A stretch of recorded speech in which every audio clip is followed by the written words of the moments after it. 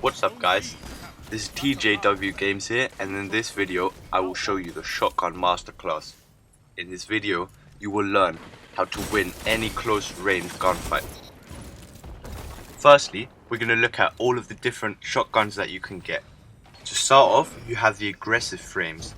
These fire at 55 rounds per minute and do the most amount of damage and also have a high range. After this, they're the precision frames, which also have a decent range, but not as much damage. These are like Dustrock Blues or Retold Tail. After that, you have the lightweight frames, which have good handling, and that's the main point of them because they're very consistent and they have quick swap speed. After this, you have the rapid fire frames. These fire very quickly, so you're usually going to look for a 2-shot kill. Because the first shot doesn't have as much range or damage, but after you get 2 shots, you can actually hit very far ranges with this. And finally, you have the precision slug shotguns. These have the most range, but they do require you to hit a headshot to actually get a kill. For the aggressive frame shotguns, you want a perk like quick draw. This is because they have a slow handling speed, so quick draw helps with readying your weapon a lot faster. For the precision and lightweight frames, you just want range perks. The best example is probably opening shot, because the lightweight and precision frame shotguns do already have a decent base handling, so they don't need the extra quick draw. For the rapid fire frames, you probably want Vorpal Weapon, and this is because with Vorpal Weapon it can make it so easy to shut down supers. For the slug shotguns, you want Swashbuckler, because with this, once you get a melee kill, it automatically goes to 5 times, and then with this you can get a 1-hit kill body shot. My second tip is to have unpredictable movement. This means not running head onto your enemy in a straight line, but instead zigzagging, because when you zigzag, you close the gap, maybe a bit slower, but your enemy will have a much more difficult time actually hitting you, especially the snipers.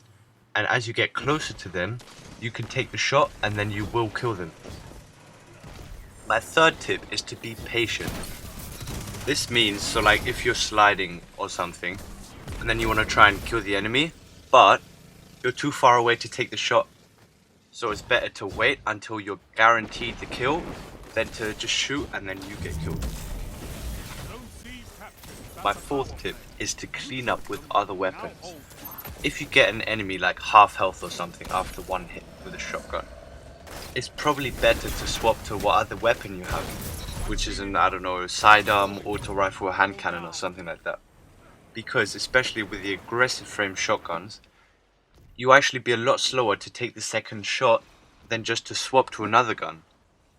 My fifth tip is a lot like one of my hand cannon tips, which I showed in my hand cannon masterclass video, is to avoid open spaces. The best way you can do this is to pay attention to what lanes you're crossing, and also if you are in a more open area, it's best to try and stay as close to the wall as you can.